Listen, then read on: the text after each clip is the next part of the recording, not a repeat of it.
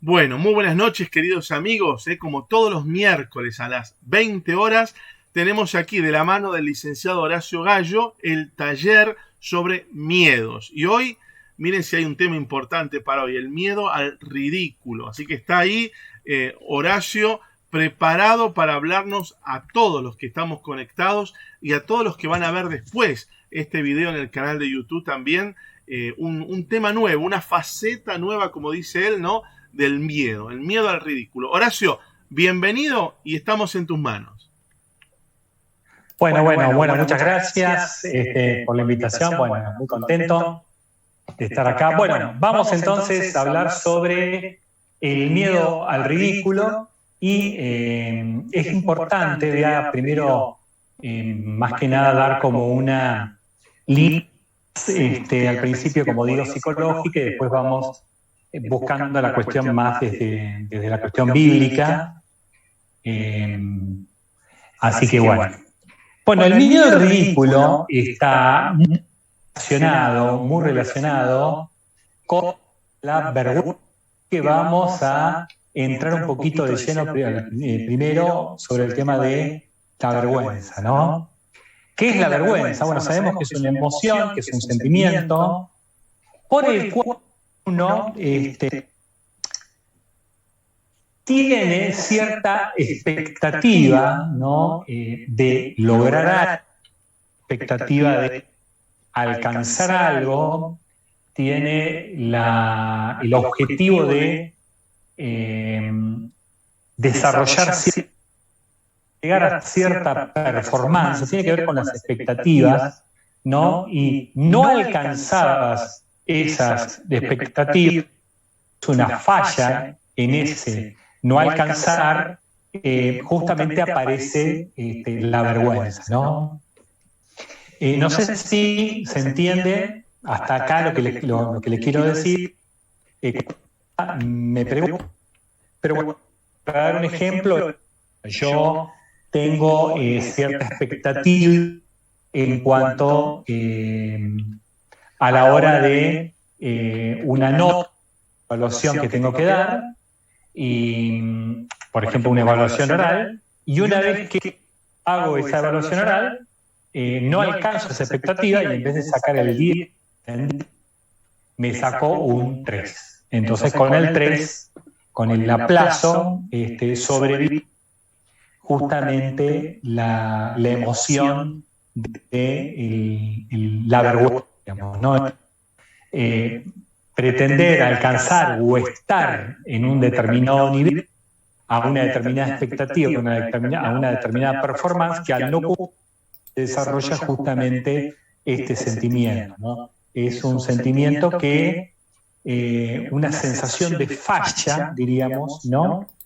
Que produce una sensación, ¿no? de exclusión, de marginación, calificación, una sensación de no merecer admiración, de no merecer afecto, de no merecer reconocimiento. Pero esto, claro, puede ser algo real, propiamente dicho, puede ser algo imaginario, ¿no es cierto? O sea, por ejemplo, vamos a suponer otra vez, una persona que está en una clase, tiene algo para decir, pero bueno, imagina que lo que va a decir, diríamos, puede no alcanzar, diríamos, esto que pretende.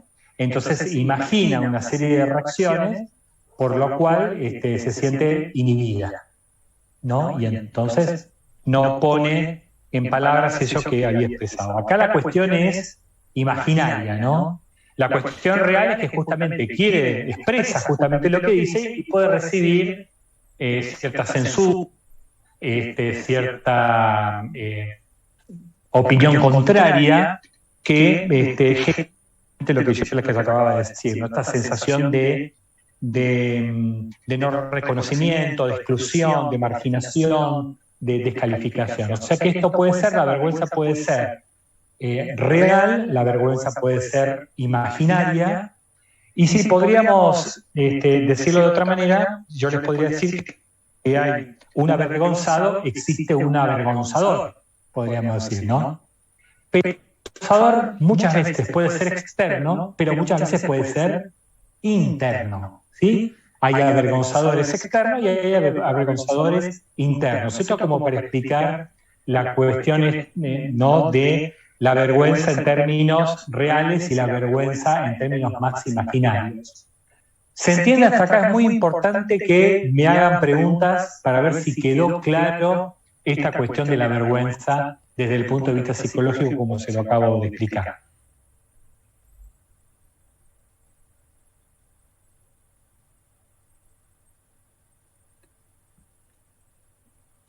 Ahí veo algunas, caras conocidas, Mirta, sí, Pablo, Antonio también lo veo.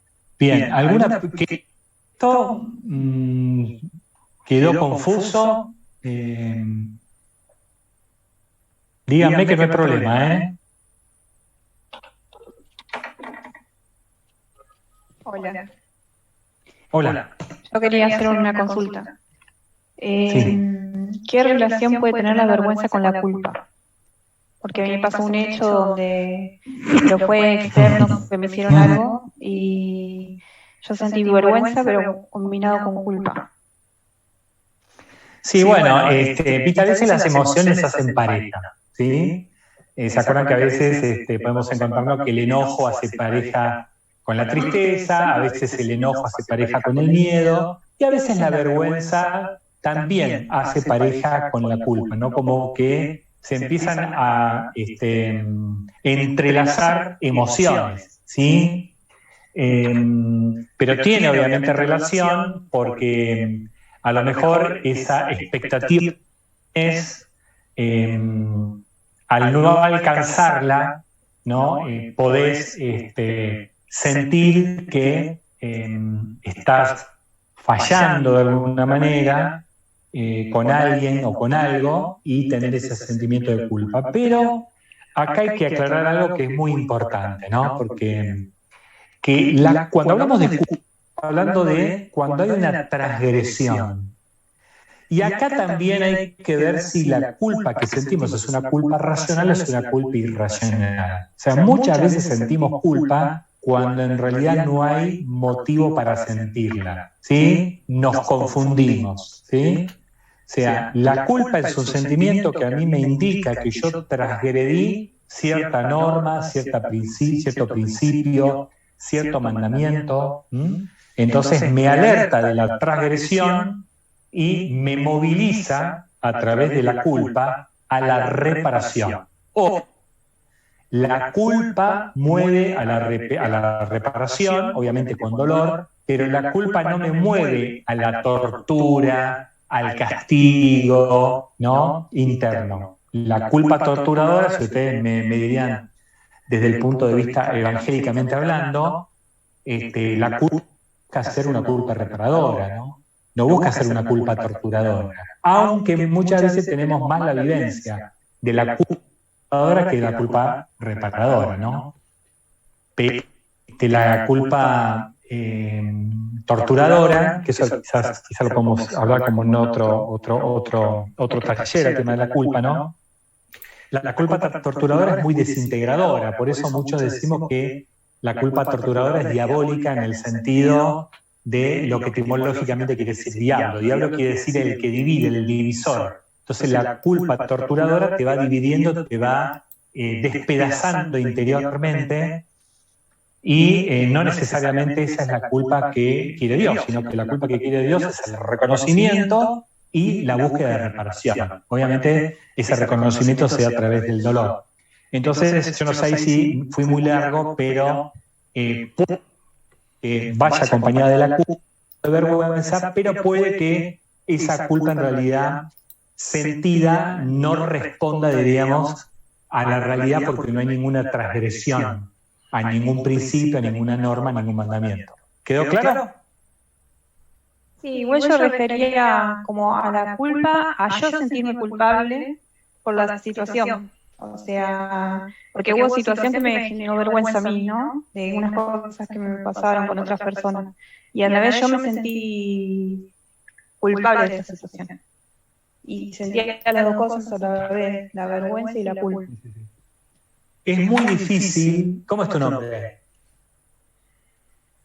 Vanessa. Vanessa, es muy difícil, Vanessa. Al no saber el caso, es muy difícil poder ubicarme, digamos, ¿no? Tendría que escuchar detalladamente, ¿no? En concreto, pero es muy difícil. Pero bueno, quizás es esto, sentiste esto, lo que yo te invito, puede ser posible que venga combinado, que a veces hacen pareja las emociones, pero te invito a que pienses y reflexiones si realmente esta vergüenza, esta culpa racional o es una culpa irracional, como para poder discernir, a ver, si vienen las dos juntas o en realidad es más vergüenza que culpa o más culpa que vergüenza, ¿no?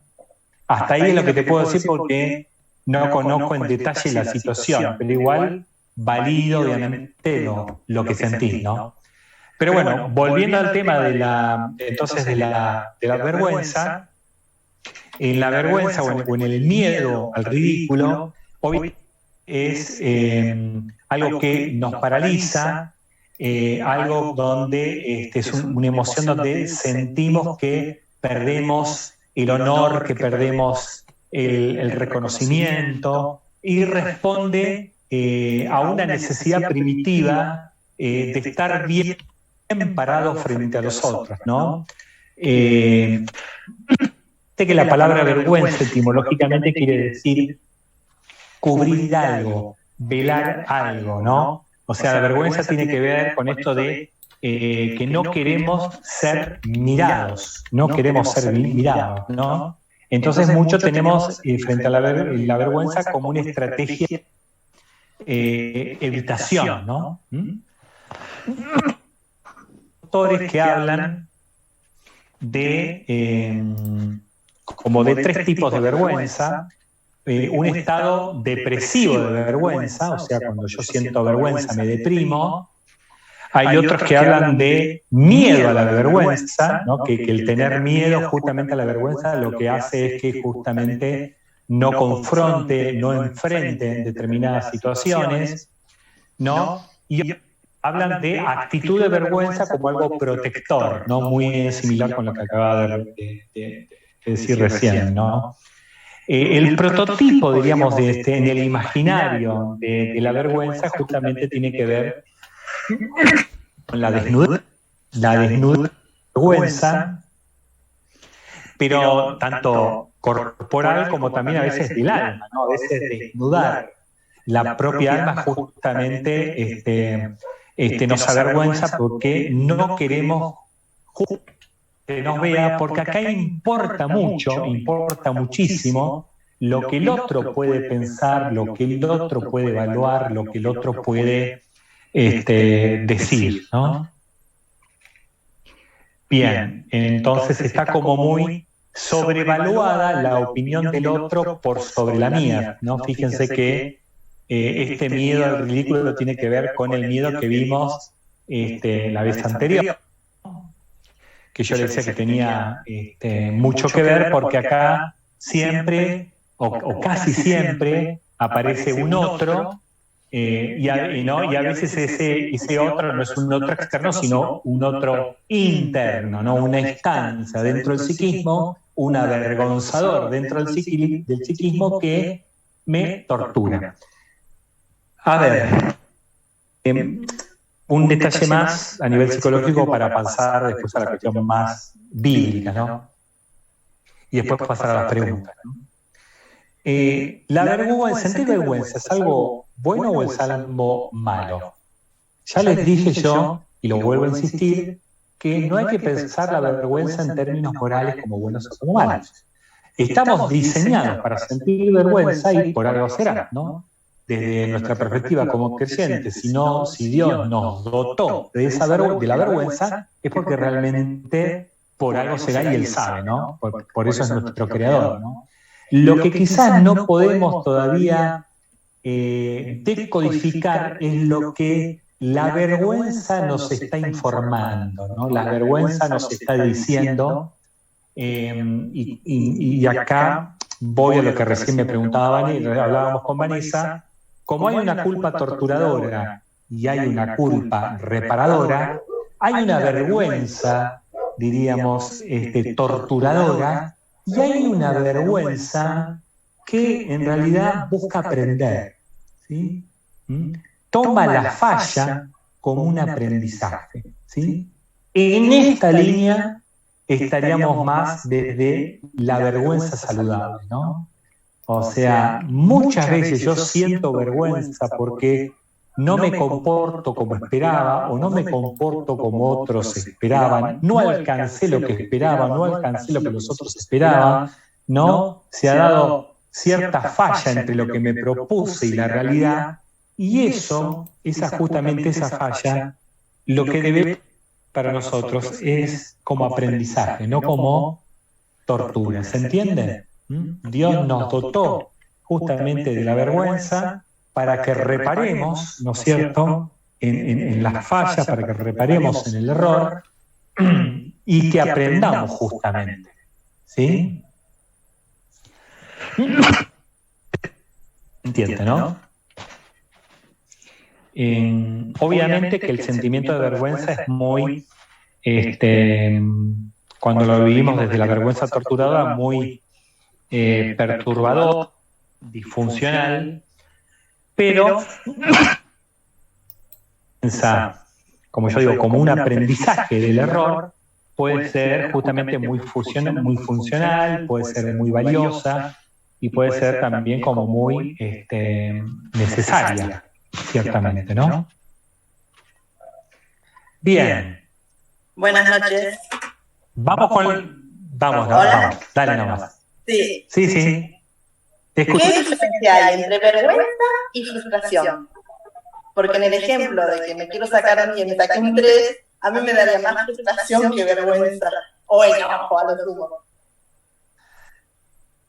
Claro, bueno, como te digo, a veces, viste, las emociones se emparejan y a veces uno siente muchas cosas, pero acá, básicamente, en el ejemplo de la vergüenza, sí, obviamente, aparece el tema de la frustración, obviamente. En el enojo aparece el tema de la frustración, en el miedo también puede aparecer el tema de la frustración.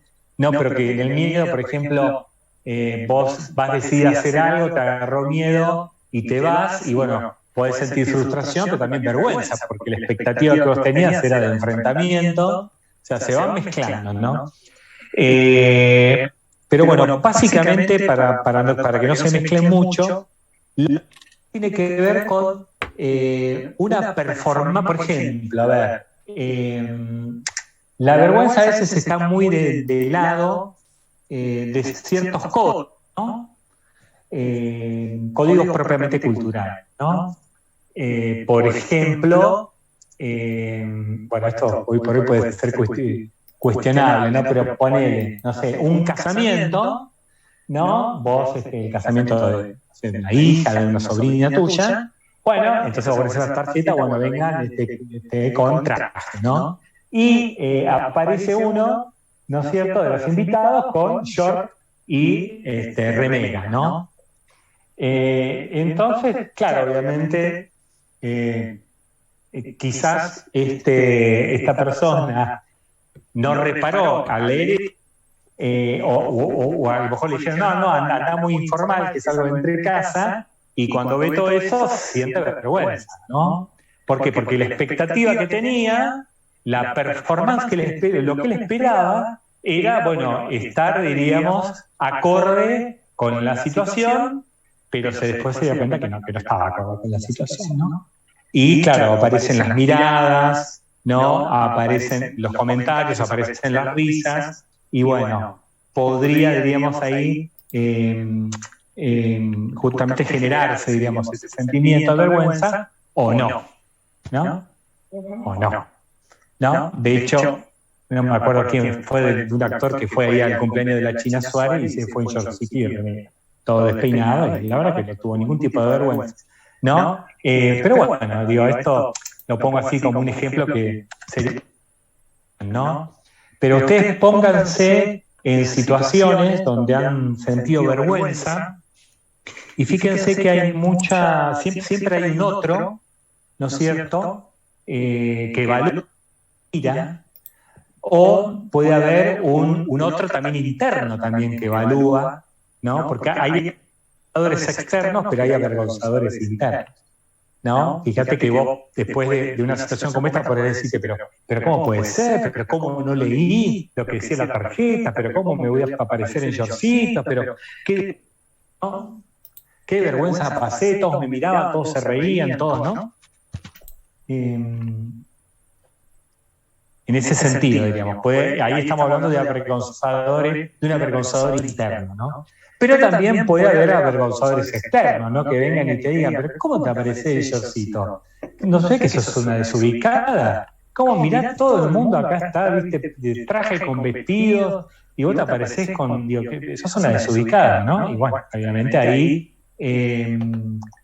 aparece el sentimiento de vergüenza, que puede, como yo dije, no ser un sentimiento de vergüenza destructivo, o un cierto de vergüenza de decir, bueno, la verdad que sí, me equivoqué, la verdad que sí, la verdad que estoy desentonando con el resto, bueno, nunca más se me pasa esto de leer la tarjeta completa para ver cómo hay que ir, ¿no? Si no tenés vergüenza, no lees nada, ni te arrepentís de nada y seguís con el chorcito y la remera en el cóctel, ¿no? Podríamos decir. Bueno, Horacio, discúlpame que te interrumpa. Hoy por hoy parece ser que el sentimiento de la vergüenza es algo como que hay que arrancarse, ¿no? Como que no hay que tener vergüenza de nada.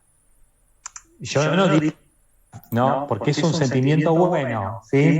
Es un sentimiento sano, no bueno. No vamos a poner lo que estamos, es un sentimiento sano. Pero convengamos que muchas veces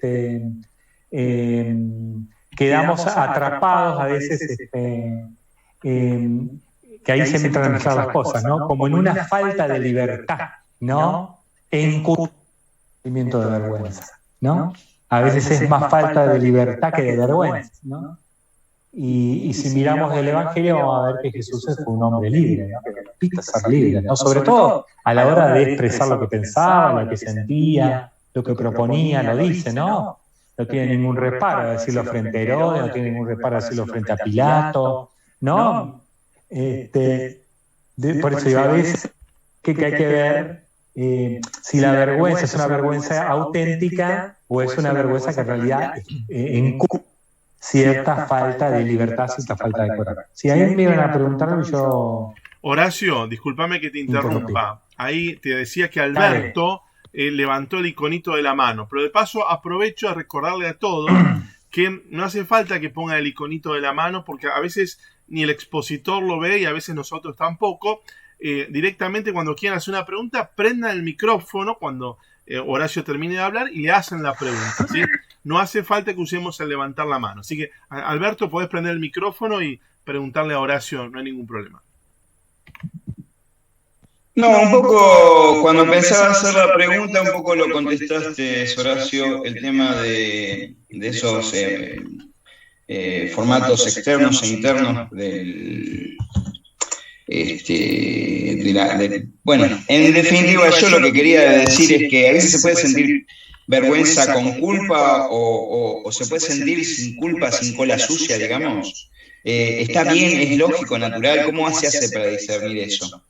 Vos hablaste de algo auténtico o algo que, como Jesucristo que se puso frente a Herodes, no, ante Pilatos y no sé, no dijo, no se mostró como que fingía, simplemente se mostró como auténtico o apático, no sé bien cómo decir esto. Sí, absolutamente. Sí. Esos mecanismos. Pero ¿cómo se puede tener vergüenza sin culpa? Porque a veces es la situación que te lleva a eso, ¿no? Uno tiene un estado. Sí, perdóname, te interrumpí. No, está bien. Yo lo que me falta elementos para discernir cuando uno tiene vergüenza porque, qué sé yo, uno es morocho, es pobre, qué sé yo, y es una situación circunstancial, pero uno no se siente culpable por ser morocho o ser pobre. Perfecto. Hay el lado de la vergüenza por el lado de la culpa. Y la culpa siempre tiene que ver con una transgresión. Vos transgrediste un código, un principio, una norma, un mandamiento. Es algo bien que vos sabés, acá hice algo que va en contra de mis principios, en contra de mis valores, ¿no? La vergüenza no necesariamente, por ejemplo, que pusiste vos, no sé, por ejemplo, la vergüenza del color de piel, o la vergüenza de determinada ropa que uno usa, o la vergüenza de una determinada nota, qué sé yo. Tiene que ver ya no tanto con la transgresión, sino con, me sale la palabra esta, ¿no? Con cierta performance, con cierta expectativa que uno tiene en referencia al otro, ¿no? Tanto externo como interno, ¿no? Porque, digo, cuando uno se insiste justamente en la vergüenza es que está respondiendo a esos otros externos o a esos otros internos que nos van limitando, que nos van censurando, que nos van hostigando, ¿no?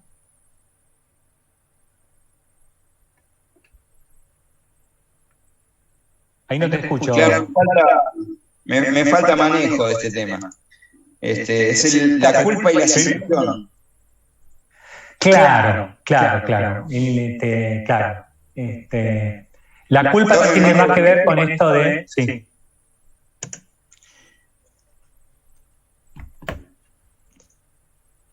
Ahí no sé si se cortó.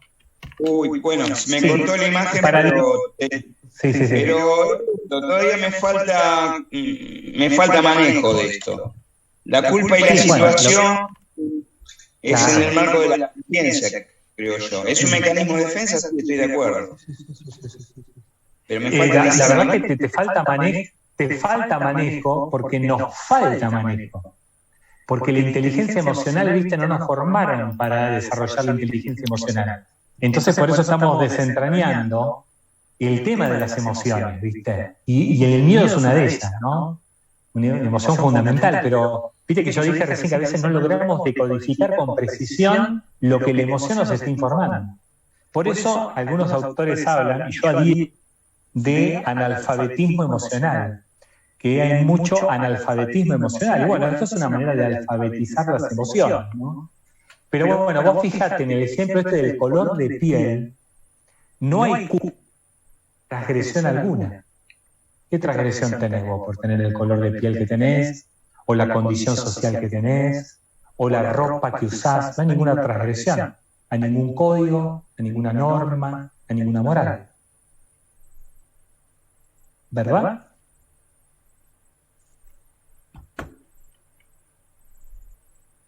¿Qué tal, Horacio? ¿Cómo estás? Bien. ¿Cómo estás vos? Bastante bien, por suerte. Así que no sé si había terminado el compañero con la pregunta o con la idea, pero noté el silencio y aproveché para estar ahí. Está bien. Está bien. Bueno, yo de algo que estoy seguro es que vivimos hoy en día en una sociedad en la cual se señala mucho con el dedo, ¿no? Las actitudes que pueden tener una u otra persona o su manera de manejarse en la vida. Creo que hoy se vive un libertinaje bastante extremo, en el cual se siente en muchos de los casos muy poca vergüenza. Yo creo que si vamos puntualmente a lo que estamos hablando de exponernos nosotros, por motu propio, exponernos y que quizás las cosas no salgan como las creíamos, que es lo que vos decías, y ahí sí sentir vergüenza. Yo creo que sumarle culpa y otras emociones, como vos decías, me parece que es para un determinado hecho, ¿no es cierto? Yo lo que pregunto es, porque en esto de alfabetizar las emociones, conozco un montón de personas que quizás tienen cosas que decir, que no las pueden decir, quizás por el miedo a hacer el ridículo. quizás por no saber expresarse o quizás por no encontrar las palabras correctas para poder decirlo. Entonces, yo me pregunto, ¿existe alguna herramienta, alguna fórmula para esas personas para que puedan expresarse sin tener ese miedo a hacer el ridículo? Bueno, esta va a parecer, ¿viste?, una frase de autoayuda, ¿no? Pero sería, si tiene miedo, hágalo igual. Hay que luchar. Porque, digamos, claro, porque, digamos, vos, esto vos decís, bueno, las palabras correctas, y digo, el lenguaje es muy limitado, ¿viste? O sea, digo, muchas veces decimos cosas que en realidad no es eso lo que queremos decir, pero es lo que nos sale, ¿no? La limitación que tiene el lenguaje, ¿no? Pero bueno, uno puede, por eso yo les pregunto, ¿usted se entendió? Porque ustedes me dicen sí, pero bueno, digo, yo no sé si entendieron o no entendieron, por eso se puede repreguntar una y otra vez, porque uno cree que correctamente expresó la idea y capaz que no se expresó correctamente, ¿viste? No se captó, ¿no?, correctamente la cuestión. Entonces, hay que correr riesgos porque es muy importante expresar lo que uno piensa, lo que uno siente. Esa expresión después se podrá corregir o no, pero es muy importante, ¿viste?, ¿no?, esto, ¿no? Por eso, ya que me permitís, ¿viste?, meto el bocadillo, que se nos fue la hora, de un capítulo de Evangelio de Mateo 10, 19, ¿no?, como para darle la cuestión la vuelta desde el punto de vista espiritual, donde, bueno, Jesús les dice a los discípulos que lo que les espera es persecuciones, que van a ser llevados a los tribunales, que van a ser golpeados, que van a vivir situaciones tensas, que van a ser evaluados y juzgados, ¿no? Entonces, frente a eso, ¿qué es lo que le dice Jesús? Y dirá la frase que dice, ¿no? Cuando los entreguen, no se preocupen de cómo van a hablar o qué van a decir.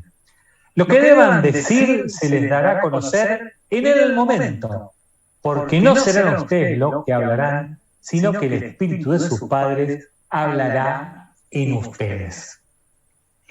Para los creyentes, bueno, confiar en que ese Espíritu de Jesús que llevamos dentro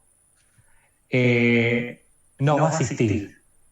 Y para los que no son creyentes, porque veo algunas caras que no son creyentes, que me han dicho que no son creyentes, bueno, confiar en la intimidad más íntima, ¿no?, en el interior más íntimo de uno, y soltarse, ¿no?, y expresarse, ¿no?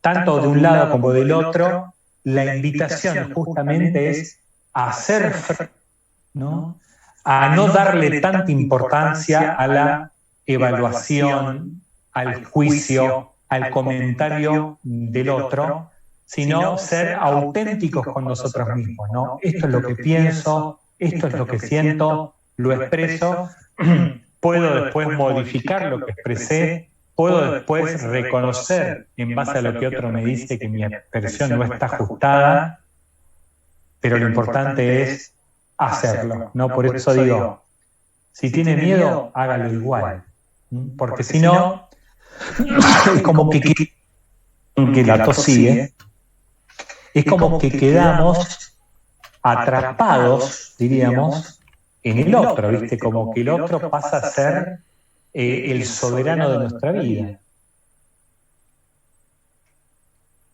Y eso no es, y nosotros tenemos que ser nuestros propios soberanos, ¿no? Para los creyentes, bueno. Sí. Dale. Como esto que a veces a mí me ayudó mucho, con la verdad voy hasta el fin del mundo.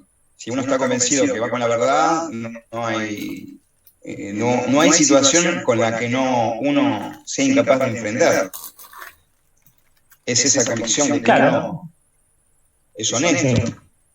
Sí. Puede, viste, rectificar lo que dijo o no, pero es importante, muy importante, expresar no guardarse, ¿no? No guardarse, ¿no? Porque si no uno, viste, le da...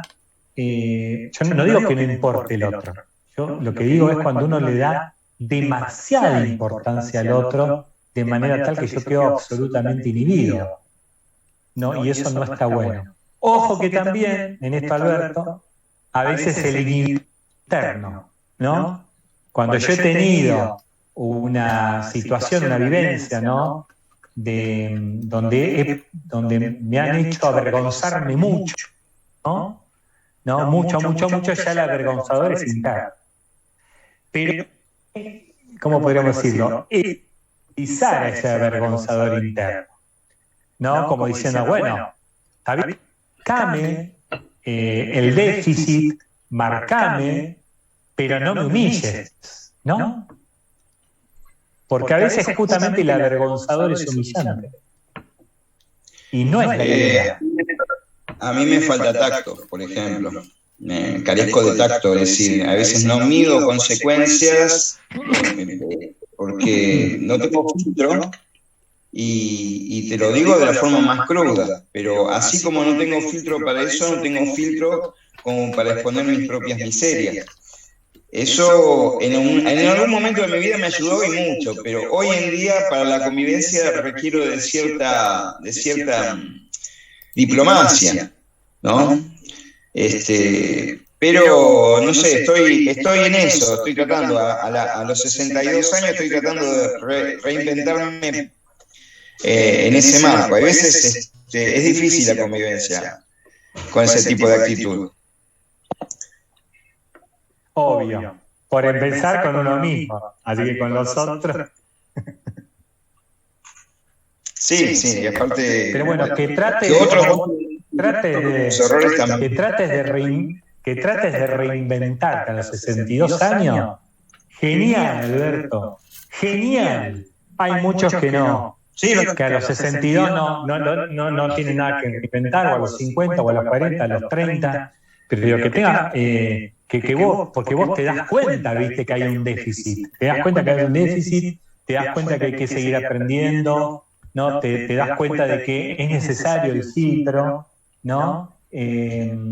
¿No? Y bueno, está bien, te estás modelando, porque en realidad, viste, estamos madurando, no es que somos maduros, viste. Yo siempre digo, la madurez es reconocer la inmadurez.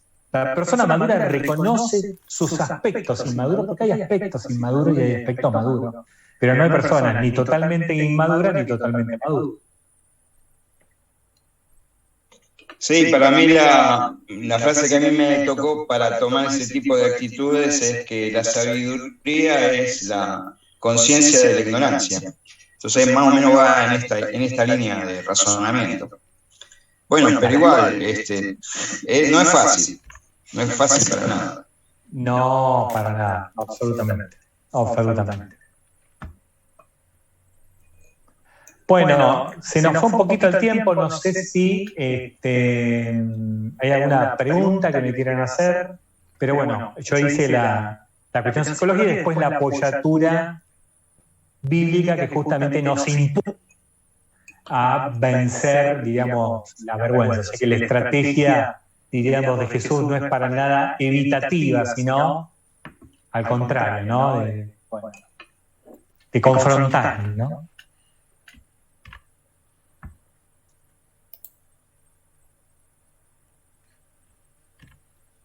Horacio, buenas noches.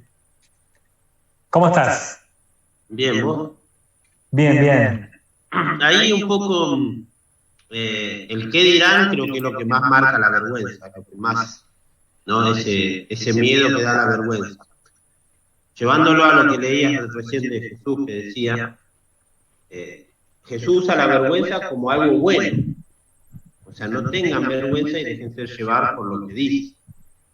Ahora, en la vida real, o sea, en estos momentos, ¿cómo actuar o cómo saber en dónde está lo bueno de la vergüenza, ¿no? Porque también hay cosas que no tienen la vergüenza. ¿Qué sé yo? Robar, a mí me daría vergüenza robar, un ejemplo claro. Y no me sirve esa vergüenza. Si ahí, viste, estaría la vergüenza y la culpa. No podrían. Sí. Y el miedo podría aparecer después, ¿no? Sí, yo creo que la vergüenza está como expulsada muchas veces de nuestra sociedad, ¿no? Yo creo que a veces cuando, viste, se dan esos movimientos como pendulares, ¿no? Como que responden a esta vergüenza, digamos, si vos querés, esta desvergüenza, responde al otro movimiento pendular que es la vergüenza extrema. ¿Me entendés? Entonces, estos movimientos, ¿viste? De un extremo al otro viene marcando algo también positivo en la desvergüenza extrema. ¿Cuál es? Y que claro, que está denunciando que la vergüenza extrema tampoco es buena. De alguna manera, no digo que sea la intención, ¿no? de la desvergüenza extrema, pero algo está marcando también, ¿no? Me parece, ¿no? O sea, ni una vergüenza extrema, ni una desvergüenza extrema, digo. Ahora, seguramente acá Alberto va a decir, bueno, ¿y cómo se hace? ¿Cómo se discierne? Y es re difícil, ¿viste? Re difícil, se necesita mucho discernimiento, ¿no? ¿Cómo? Y la vergüenza, no tener vergüenza de robar, por ejemplo. Sí. Pasa a veces que, por ejemplo, en algunos lugares esto es vergonzoso y en otros no. Hay distintos ambientes que... Bueno, lo que pasa es que, claro, es todo un tema, ¿no? Pero tiene que ver con la costumbre también, un poco. O sea, en algunos lugares hay cosas que está permitido hacer o como que está bien y en otro lado es vergonzoso. Tiene que ver, ¿no?, con la cultura, tiene que ver con los valores, tiene que ver con la educación, ¿no? Pero claro, ¿no? Obviamente en algunos sectores, justamente que cuando no es visto, justamente quizás hoy hablaba con mi señora, esto de dar la palabra de uno en otros tiempos tenía un peso importantísimo, ¿no? Hoy por hoy te doy mi palabra, ¿no? Claro, ¿no? Pero antes, viste, digo, vos por ejemplo tenés esos códigos, ¿no? Yo te conozco, y esto de la palabra es fundamental, es determinante, vos sos un tipo de palabra. Pero bueno, hoy por hoy la palabra no tiene el peso que tenía. Hoy por hoy no. Se fue. ¿Y por qué no? O el tema ese de robar, ¿viste? Muchos lo vivimos como una transgresión y muchos lo vivimos como que es algo justo. Ponele, ¿no? Yo estoy obviamente más del lado, obviamente de la primera. Digo, ¿por qué? Porque en mí me mueve los mandamientos, no robarás. Pero, nada, absolutamente nada. Pero bueno, es un tema, ¿no? Para terminar, pues si no... Debate. La vergüenza ajena. A ver. Hay mucha gente que dice, siento vergüenza ajena. Y claro, porque es la vergüenza que tendría que sentir el otro, pero la siento yo, ¿no? O sea, es otra emoción más. La verdad que me da gracia ser tu amiga y que vos afanes. A vos, no a mí, quizás, ¿no? En ese sentido viene la frase. Eso de la vergüenza ajena va en sintonía con esto que decía, me da vergüenza no tener vergüenza. Yo tuve mucho tiempo trabajando de colectivero y en la línea 60 y en la Lujanera, por ejemplo, y es un mundo en que hay muchos códigos que se le llaman códigos, pero en realidad es la convivencia y la calle y la gente, y es una realidad diferente al cotidiano. Es una cosa más a cara de perro todo. Cualquier atropello, cualquier abuso se pierde en el montón y en la distancia. Entonces toda esa moral se va diluyendo. Entonces llega un momento que ese entorno te embarra a vos también, te envilece. Yo llegué a un momento cuando me largué ese mundo, me fui a vivir a un lugar mucho más tranquilo, Mar del Plata, y me di cuenta que estaba alienado. Y bueno, ese tiempo me llevó a elaborar ciertas cosas, como que no sé, una vez encontré un conejo, mi hija no lo quería de mascota, nos hizo cargo y lo cocinamos. Y para mí era natural, pero para el común de la gente es una cosa aberrante. Y no, entonces uno procura ver una situación de equilibrio y se da cuenta que la moral es una cosa muchas veces fingida. Entonces, esto de no robar, no es que no me dé vergüenza, no me da vergüenza robar, es que veo mucha gente robando. Entonces digo, no, yo no quiero ser igual, pero si hubiese necesidad, que mi vida está en riesgo, que mi hija no coma o una situación extrema, yo no tengo drama, pero por una cuestión de supervivencia. Y bueno, ahí también está el tema de la Claro, culpa. sí, Es lo mismo que en este grupo. sí. En este grupo, esta chica que dijo que no cree en Dios, yo no tengo problema en decir que yo no es que no crea en Dios ni que creo en Dios, soy agnóstico. No niego la existencia de Dios, pero tampoco asevero la existencia de Dios. Bueno, es un misterio. Entonces está mi conciencia y busco la sintonía con esto. Sí, claro.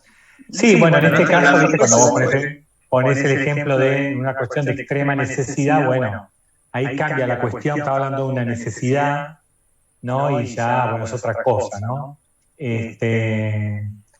Lo que sí vemos muchas veces son, muchas veces vemos robos que no son por necesidad, justamente, ¿no?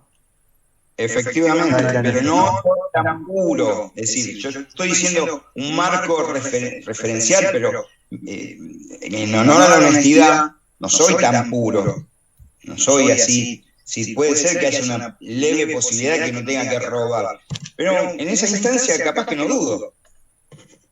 Y entonces ahí también está eso de la... Bueno, sí. Sí, qué sé yo, bueno, no sé, viste, en eso de lo puro, lo impuro, y esto es como decía Jesús, ¿no? El que esté libre de pecado, que tire la primera piedra, ¿no? Y cuentan que se fueron todos, no queda nadie. Sí. Horacio, ¿la vergüenza ajena también es un miedo?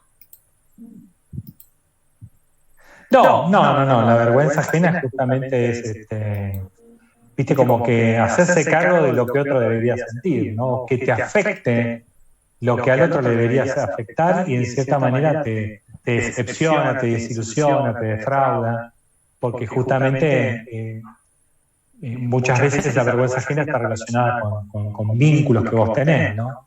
O no, viste, a lo mejor te puede dar vergüenza ajena, qué sé yo, ciertas conductas de algunos políticos, ponele. Había un enfrentamiento entre camioneros y colectiveros. Aconteció una vez que hubo un hecho de que un camionero tuvo una relación sexual con el otro y quedaron pegados. Y en una reunión de choferes del gremio,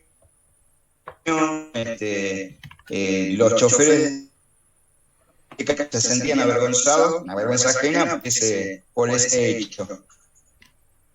Y era una cosa folclórica, ¿no? Pero una vergüenza en este caso. Bueno, bien. No sé si vergüenza ajena, porque se sintieron avergonzados por un hecho que ocurrió a casi 1000 kilómetros, pero porque pertenecían a su grupo. Claro. Eso creo que es una vergüenza ajena. Disculpame que interrumpa, Horacio, un segundito, que me faltan unos minutos, y mi miedo es que haya gente que quiera preguntar y todavía no haya podido hablar. Siempre en nuestros talleres, recuerde, le damos prioridad al que menos habló, o sea que tratamos de que todos puedan hablar. Así que vamos a ver, si alguno quiere hacer una pregunta, aproveche a prender el micrófono. Sí. Bien. Dale, Laura. Sí, hola Horacio, hola a todos. ¿Cómo estás? Todo bien. Yo quería preguntar, me quedé pensando lo que dijo usted de que se transgredía una norma el Génesis, Adán y Eva, cuando ellos, hay un momento que dice que ellos sintieron vergüenza. ¿Sintieron vergüenza porque desobedecieron o porque tiene que ver con esto de transgredir una norma o porque es una vergüenza que tiene que ver con la desnudez? También me quedó esto que le quería preguntar. Bueno, esto podría responderlo a vos. Bueno, no sé si está Nico ahí. Pero, mira,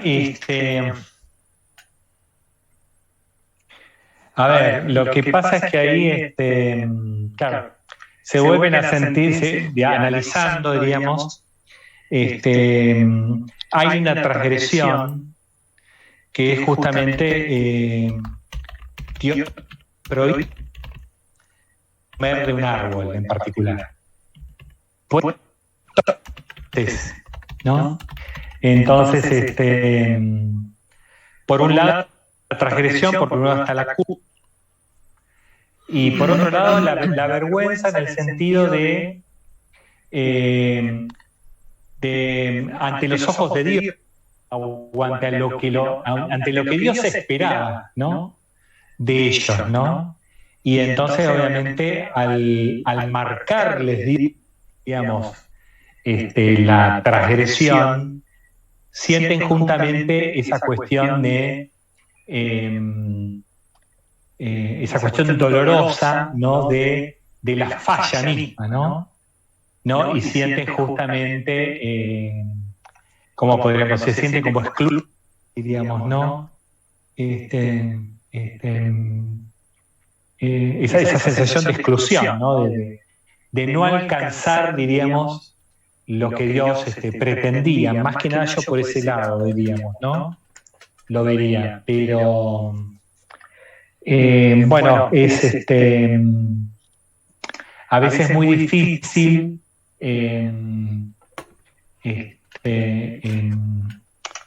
porque a veces, ¿cómo te lo puedo decir? A veces en las traducciones que hay de la Biblia, se van utilizando palabras o traducciones, ¿no? Y a veces alguna que otra palabra nos puede, digamos, como confundir, diríamos, ¿no?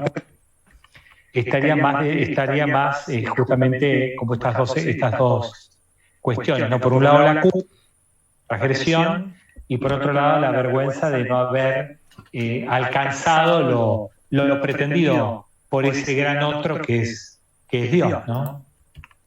Y sienten justamente la falla, pero esa falla justamente, bueno, vos fíjate después todo lo que viene en el Génesis, porque aparece, digamos, ahí como un Dios que castiga, diríamos, ¿no?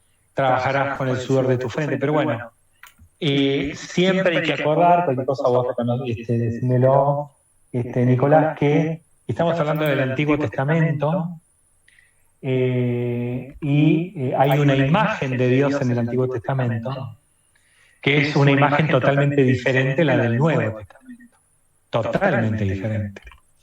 De hecho, fíjate, si sos católica, que este domingo vamos a hablar sobre el hijo pródigo y justamente aquel que lo deshonra a su padre, que se va a malgastar el dinero, después es recibido por ese padre bueno, sin que llegue a confesar la culpa, ¿no? Le da el mejor vestido, le da, viste, el anillo, hace una fiesta. Fíjate la imagen de Dios, esa imagen de Dios que presenta Jesús, no es la imagen de Dios que encontramos muchas veces en el Antiguo Testamento, ¿no?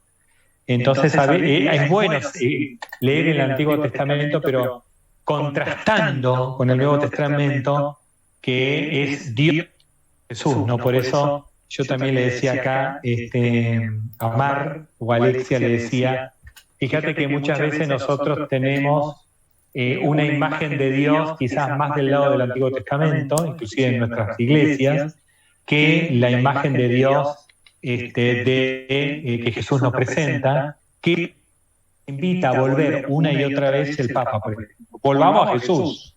Volvamos a los evangelios, porque Él es el que mejor muestra la imagen de Dios, ¿no? Horacio, muchísimas gracias por la explicación. Aprovecho a contarle a Laura y a todos que los viernes a las 10 de la noche tenemos el taller de formación bíblica. Por ahí esta pregunta, no sé si la hizo del ámbito de la psicología o también del ámbito bíblico. Quizá la respuesta desde el ámbito bíblico, los viernes a las 10 de la noche en nuestros talleres de Sagradas Escrituras. Y si me dejas un segundo, les hago aviso publicitario, les cuento que a partir de este viernes vamos a tener por 5 clases a una teóloga de Venezuela dando el taller de Sagradas Escrituras. Así que puede ser una buena oportunidad para hacer esta pregunta también a ella, a las 10 de la noche los viernes. Buenísimo, Horacio. Te pregunto, no sé si alguien más tiene algo para preguntar, pero son las 10, las 9 y 3 minutos. No sé cómo son tus tiempos, sé que son acotados. Buenísimo. Ya que están toca todos... cocina hoy, toca cocina. Bueno, ya que estamos todos aquí, les recuerdo a todos para la semana próxima, vayan anotando las preguntas. Siempre es importante que cuando participan de una exponencia por Zoom, uno pueda hacer la pregunta al exponente y después apagar el micrófono para que el exponente pueda responderla. Si empezamos a dialogar con el exponente, se nos va los 60 minutos y no le damos paso a que otros también puedan hacer la pregunta. Así que vayan para el próximo miércoles preparando esas preguntas. Pues yo lo conozco a Horacio, sé que a Horacio le encanta y está dispuesto a responder todo. Pero a veces hay que ser más acotados en la pregunta. Horacio, yo quiero preguntarte esto. Y apago el micrófono y disfruto de la respuesta que el exponente me da. ¿Te parece, Horacio? Gracias. Gracias, Horacio. Dale. Te ocupamos muchísimo tiempo. Te aviso y vamos a ver 2 miedos el miércoles que viene. El miedo a ser y a que nos dejen solos. Buenísimo, bien, buenísimo.